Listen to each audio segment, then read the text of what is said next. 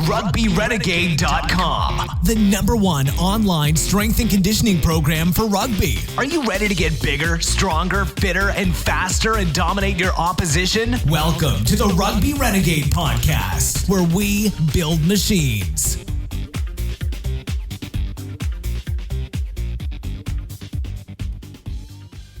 Welcome back to what is episode 60 of the Rugby Renegade Podcast. My name's Jamie Bain, and today I interview Jason Webber, who is Head of Performance with the Fremantle Dockers in Western Australia. Great chat with Jason, go into tons of detail about his philosophy, learn about his work in the AFL, and also he talks about density training, amongst other things. So give it a listen and let us know what you think. Jason, welcome to the Rugby Renegade Podcast. Great to have you on. Why don't we start by you telling us a little bit about your background, how you got into strength and conditioning, and some of the teams and athletes you worked with over the years. Sure. I started, starting was, I was an athlete at the AIS in Australia, played rugby relatively seriously up until, the under 21s, that sort of age group.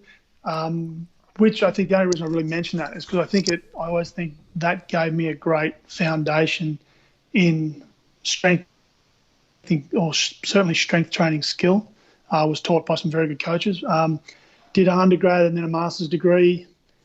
And kind of by the time I'd finished all that, rugby went professional in Australia about 96. I got in on the start of that. By 98 was my first full-time gig running a team, which was the Queensland Reds. And then I went Reds, Waratahs, Wallabies. And then from the Wallabies after the World Cup in 03 and then 07, I came over to AFL in about the end of 2008. And I've been with Fremantle Football Club now since then.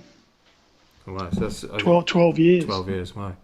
And we're going to touch on that a bit later on, kind of in terms of the change of squad over the years and things like that, how you deal with it. But it wouldn't seem right the way things are at the moment to kind of see how you're kind of dealing with COVID-19, how it's affected your season and what you're doing yourself, I guess. Yeah.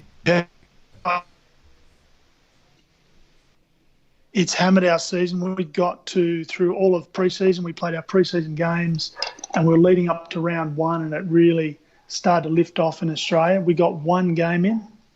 One of several interesting things is the AFL actually changed the rules of the game. So we went from a game which is fundamentally 120 minutes long down to one that is now about 100 minutes long, which is really, really significant because certainly my experience with rugby, and I know a lot of guys who've worked in the EPL, you're really only at that 90 minutes game time, and the amount of physical damage that I see done in that additional 20 to 30 minutes, depending on where the games finish up exactly, is quite remarkable. And I've been in a position to do a couple of blood studies over the years, and we've just finished another one. And it just reiterates the fact that if we cut the game down to 100 minutes, we can recover quite a bit quicker. So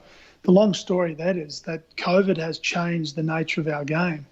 And when we come back eventually, it will change it more because we'll play more frequently. I think the AFL want to make us a little bit more not quite like the EPL, but down that path where games are every sort of 4 to 5 days, not 6 to 8, which is what they currently are. Yeah.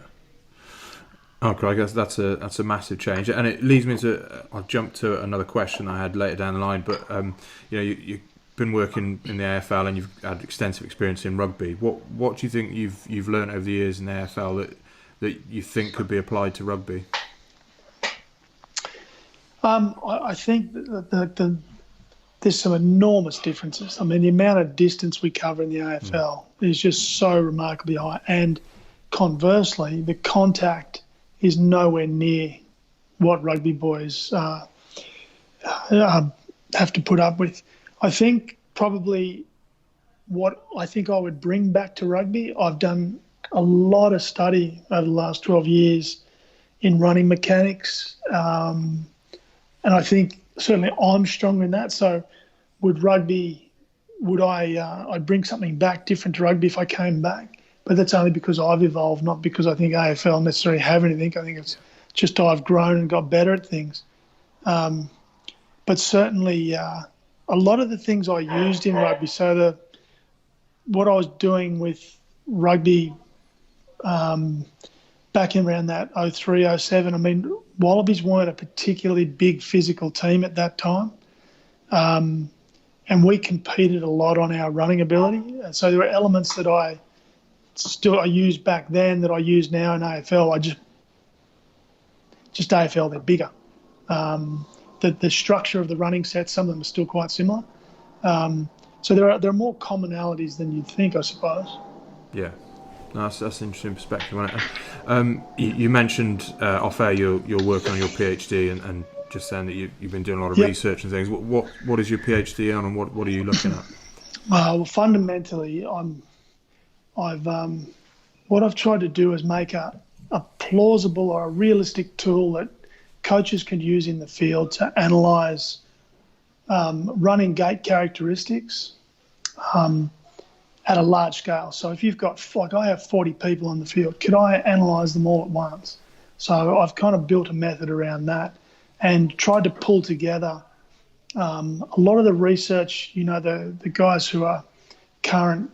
So certainly JB Moran's work, a lot of Ian Bazotis' work out of Bath University, Peter Wayne, and try to bring a few of those schools of thought together, because what I started on with the PhD was something more along Moran's, vertical, horizontal, comparative line of thinking. But the more and more I've looked at it, you need to, in one analysis, bring together more components of running. So I've broken down to kind of nine features, which are all non-correlated and therefore independent in their own right. So, hopefully with COVID, maybe the upside is I get to actually write it and get it out to start sharing it a bit sooner.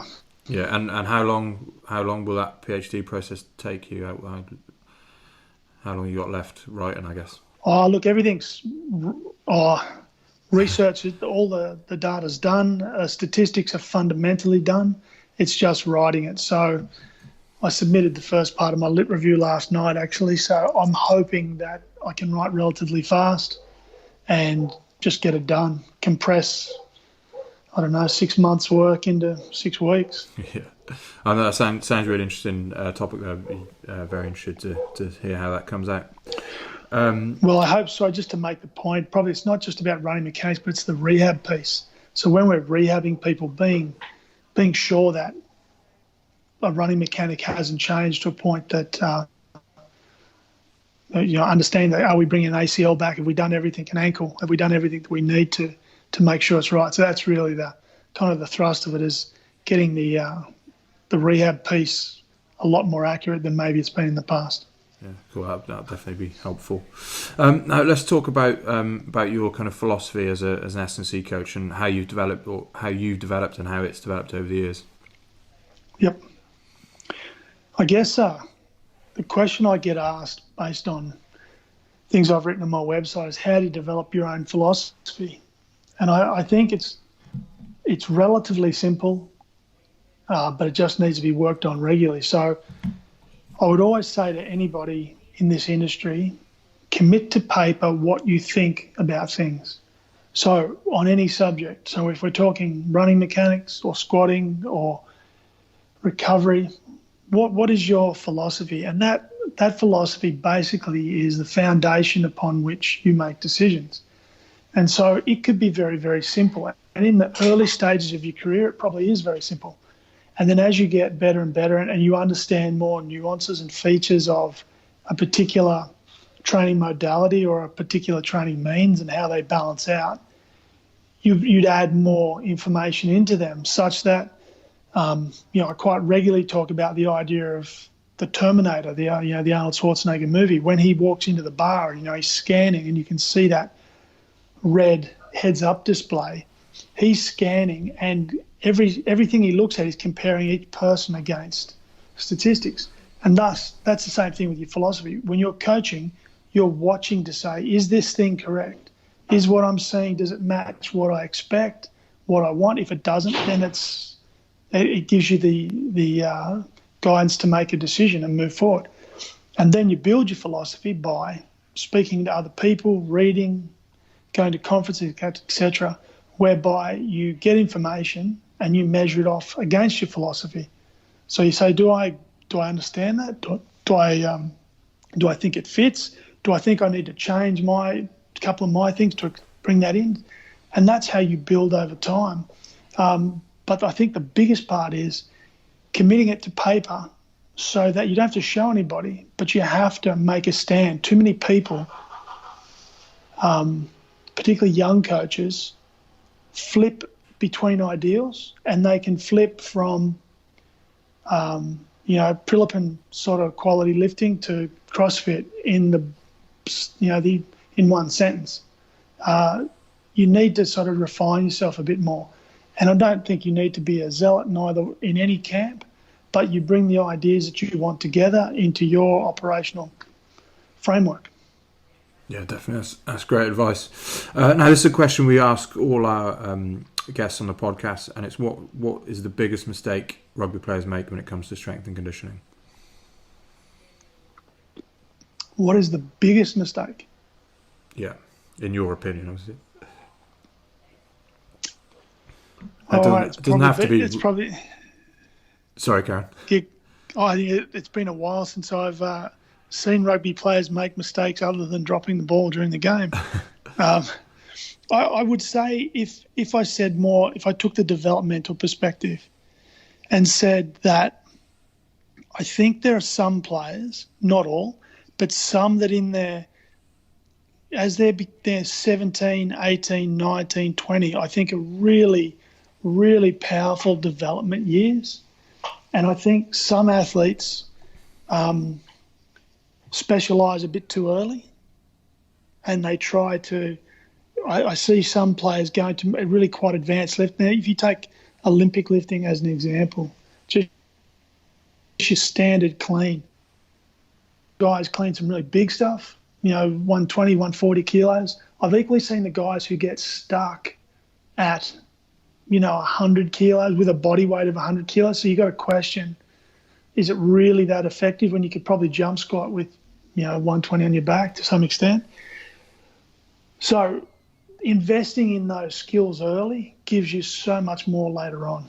So I wouldn't necessarily say they're mistakes, but I think people paying respect to learning really good skills early on, I think pays off massively down the track. And I think when you look at for an Australian athlete like David Pocock, Michael Hooper I worked with when he was very young, were very good at skill development. Dave Pocock learnt a lot of his lifting off his grandfather.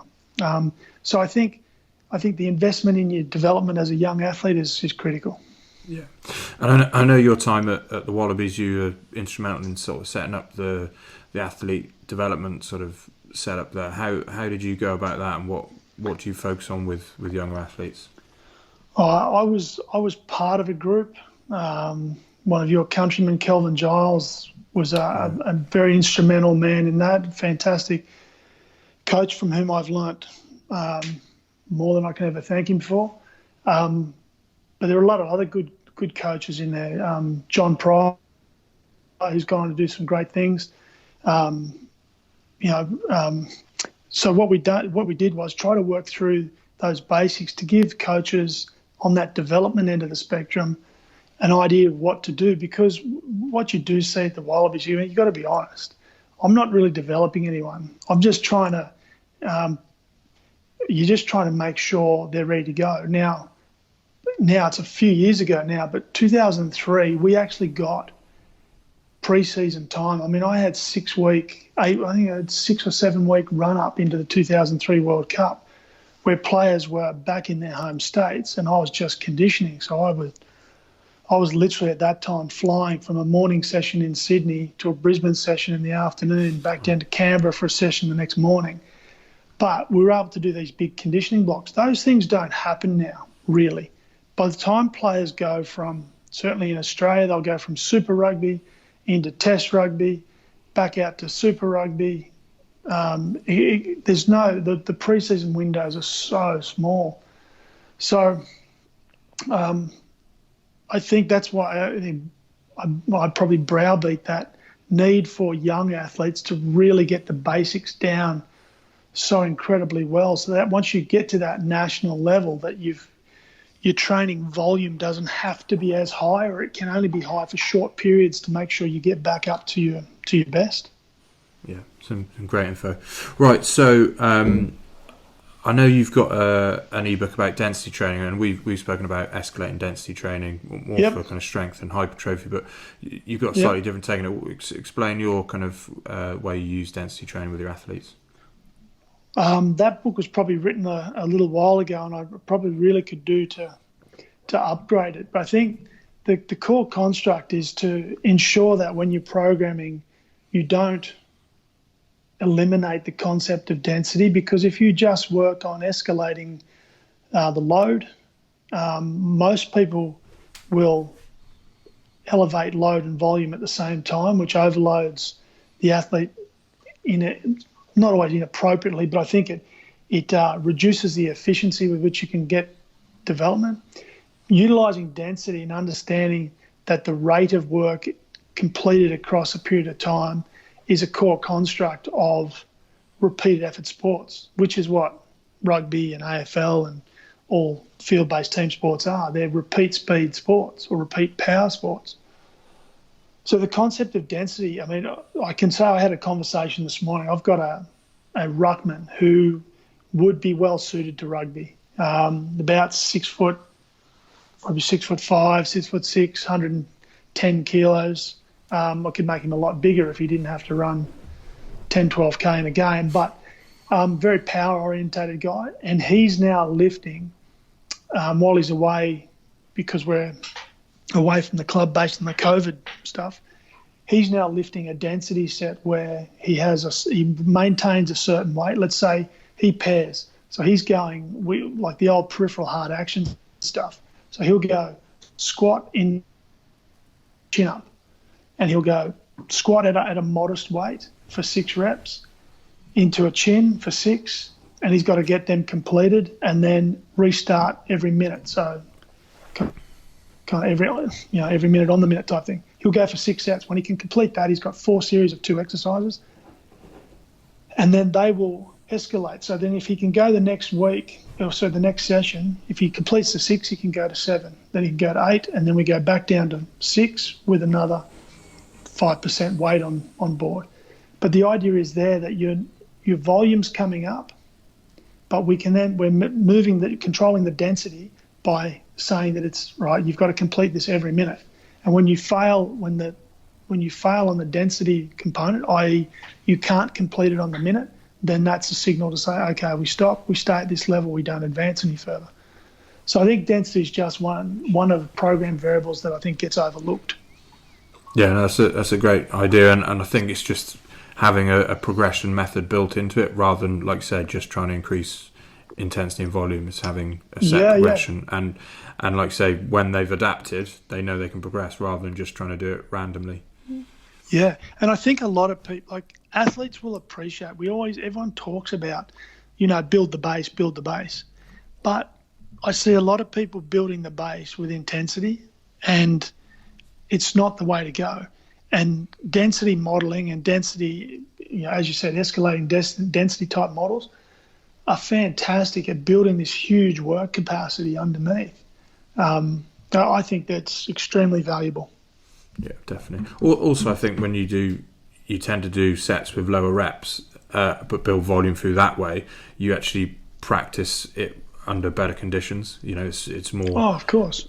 More efforts at unracking and starting a squat, or more reps explosively performed, which again goes back to the sport of repeated high intensity efforts. So it's definitely. Well, I think if you take that to the running model, so I used to use it in rugby, and I still use it today, all the MAS or maximal aerobic speed type sessions. And I've got a few crazy variants on that, but it's the same logic. You can acquire distance at a modest speed, but you're doing, as you said, more accelerations. Even though they're not maximal, you still have to accelerate more and more times, which when you're conditioning in rugby, a big guy to get up, get off the ground and get moving. If we can get you going, you can be at the next breakdown. You can position to take a run. Those repeated exposures are just so much better than doing, a long, slow run or a 5-minute run, stuff like that, even though they have their place. But that repeated density type stuff's, absolutely awesome and very effective. Yeah, definitely. Right now, so as we've mentioned, the current COVID-19 situation, people are stuck at home, and some people might have to rely on bodyweight training only. So what would be your suggestions then, or your approach for bodyweight training? Oh, mate, well, there's two lines I've been talking about in the last sort of couple of weeks.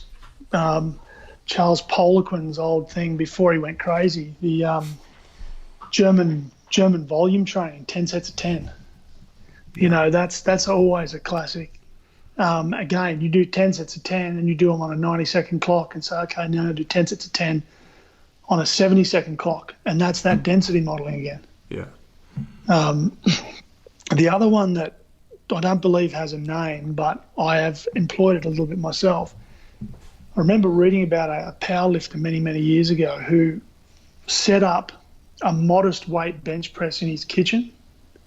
And so every time he went through the kitchen, he had to pull out some nominal, like let's say 6 reps, just for a round number. And it might have been, a 70%, 60, 70% weight. So it wasn't too extraordinary by any stretch, but it still required him to put in a little bit of effort, but he could do it without fundamentally warming up too much. And again, that's that idea that he was able to build a stack of volume by doing that and had great success off that. So that idea that, you keep doing little bits all day is just a little bit of a variant on, okay, it's 7 o'clock in the morning, I've got to do something again. Yeah, definitely. I've heard it called like grease the groove, because you continue. That's it. No, yeah. You're absolutely correct. Yeah, and it works wonders with pull-ups as well. If you can get a pull-up bar in the doorway at home, that's awesome for that. Yeah. Now, I kind of touched on this earlier, and that you've been at Fremantle for a long period of time, and one of your latest blog posts, you talk about kind of dealing with high turnover in players, with a lot of senior players retiring and kind of younger guys coming through. Now, what have you experienced with that, and what have you learned from that? We've currently carried the second youngest list in the AFL.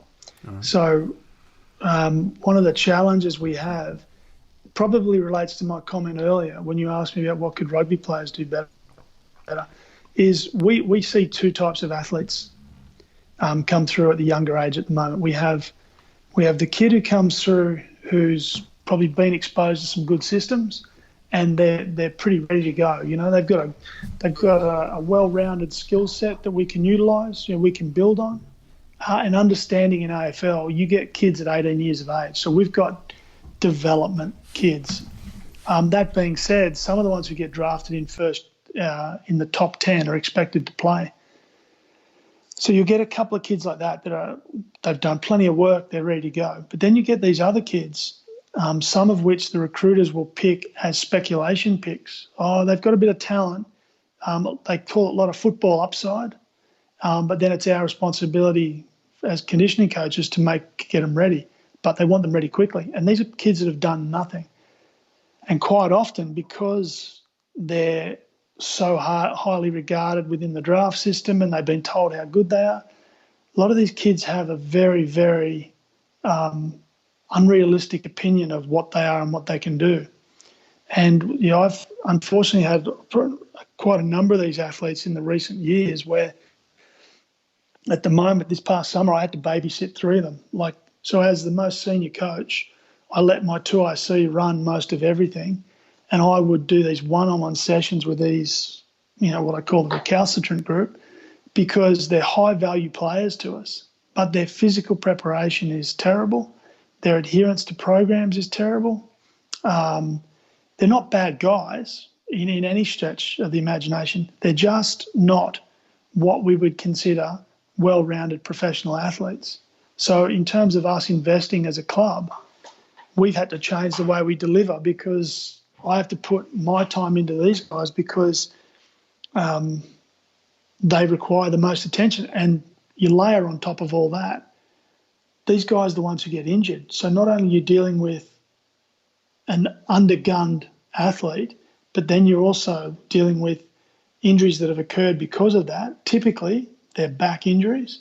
You know, we have the lumbar disc stuff because the lumbar spine's just taking inordinate load in the course of them playing the game.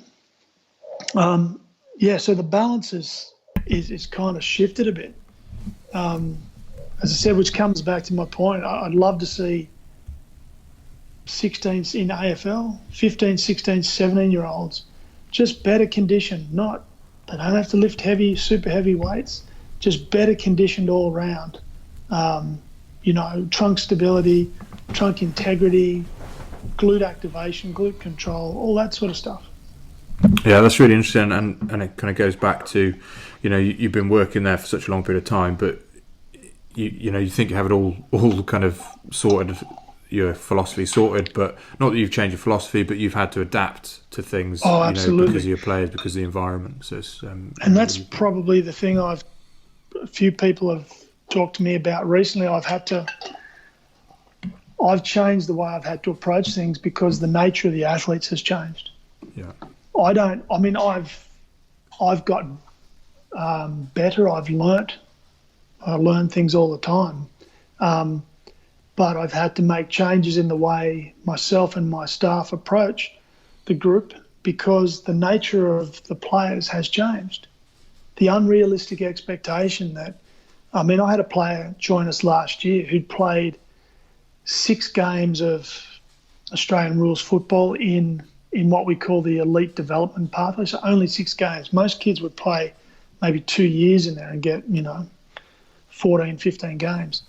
And he came in and he had this opinion that he could lift everything under the sun, and the kid was an absolute rake. But, he was neurally gifted. Mum and Dad had given him, the lightning. So in the end, what ended up happening, I ended up taking him for a little while more one-on-one. And I just worked his squat up and let him exposed. I exposed him to some weight he could move safely with very close spotting all the rest. Anyway, he did really well. But what he doesn't now understand, still 12 months later, you can't keep making those gains. Like, son, we got you up and we moved you quickly to encourage you and bring you along. And now you've got to listen to us and say that, okay, we've got to bring that down again and up and wave load it and all the rest. But the expectation was just so unrealistic. It's and I find that to be a function of some of the younger generation at the moment. Yeah, it's that immediate results thing, and I guess absolutely. Also if they're young and they get those initial gains, that's what kind of gets people hooked. But yeah, it's if only you could continue to make progress like that all the way through your career. Well, they weren't even gains in the example I gave. All it was making the environment safe for him to do what he could do. We really hadn't changed anything yet. Right. But like you said, he'd engaged, but just unrealistically. So, but, that's the way. I think we can't dictate the athletes that come to us. It's like you can't, you can choose your friends, you can't choose your family. Well, realistically, you can't choose your athletes either. Yeah. You've got to, you get what you're given, and we have to make it work. There is no choice. Yeah, you're right. And it's finding a way, whatever their, physical limitations or personality as well, Correct. Yeah, you've got to work within it. And I think, I've probably, people be sick of hearing me say this if you've heard me anywhere else recently, but I agree with the Brett Bartholomew and the Nick Winkelman talking a lot about cues and getting, yes, you've got to be correct and you've got to you've got to approach athletes individually, and I get all that. But if as a coach you can't make the technical decisions to get them where you need them, none of that matters. So you've got to, I think the ability to make the changes I have is probably predicated on the fact that I've been around long enough to say, well, okay, I can see how I can cut this up differently. And then you apply all the interpersonal skills to get it across the line. Yeah. We're on a really good trail of thought here, and which lines up nicely for my next question we ask all the guests on the podcast is, what advice would you give to an upcoming strength coach? Coach. All the young ones I have come through at the moment, and I think it's getting harder. I think it's harder now than it was when I came through in the mid-90s, because there's more of us. There's much more of us. Coach, practice. Even if you're out there personal training and you're training the dad and the mum and the whatever, all those things, you learn your skills. You learn the interpersonal skills. You learn to understand what works, what doesn't work, how to problem solve. So when you got the 40-year-old guy with the grotty knee, mate, I'm telling you, you're going to get 30-year-old athletes with grotty knees that you can't. I've got a great player. I've got a player who's, won out, the league best and fairest last year. He can't squat like he squatted 6 years ago because he's got broke his leg twice. He's got a back injury on top of that. Like, we can't do it, so we have to do it differently. But all those things, like the previous subject we're on, your ability to move around that comes from having done multiple things over time and got those experiences, so you've got more things to draw upon. And even if you don't have the answer, you can have the creativity to build a new answer that can solve your problem. Yeah, definitely. And in line with that, are there any books you'd recommend? And you can obviously plug your own if you want. Oh no, the book I wrote was for probably general health more than I think. I think if you're going to recommend books, I think I definitely think Zatsiorsky's textbook, which the name is going to elude.